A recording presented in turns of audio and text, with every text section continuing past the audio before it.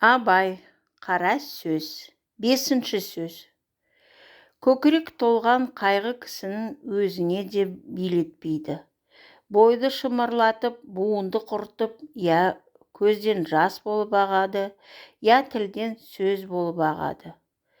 Қазақтар, я Құдай, жас баладай қайғысыз қыла көр, деп тілек тілегенін өзім көрдім. Онысы жас баладан гөрі өзі есті кісі болып, ескермес нәрсесі жоқсып, қайғылы кісі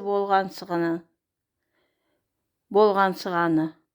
Қайғысы не десең, мақалдарынан танырсың әуелі, түстік өмірін болса күндік мал жиі, өзінде жоқ болса әкенде жат.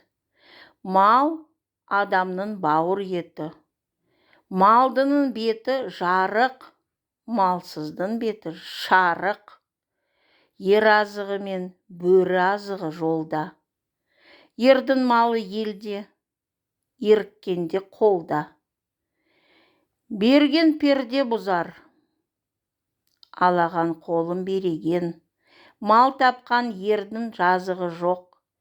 Байдан үмітсіз, Құдайдан үмітсіз. Қарның ашса, қаралы үйге шап. Қайраны жоқ, көлден без, қайыры жоқ, елден без. Деген осындай сөздері көп, есепсіз толып жатыр. Бұл мақалдардан не шықты?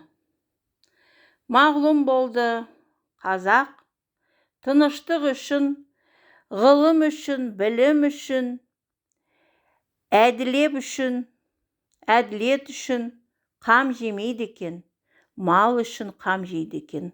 Бірақ ол малды қалайша табуды білмейді екен. Бар білгені малдыларды алдап алмақ яки мақтап алмақ екен. Бермесе оныменен жауласпақ екен. Малды болса әкесін жаулада ұят көрмейді екен. Әйтеуір ұрлық, қулық сұмдық, тіленшілік, соған ұқсаған қылықтың қайсын болса да қылып жүріп, мал тапса жазалы демесек керек екен.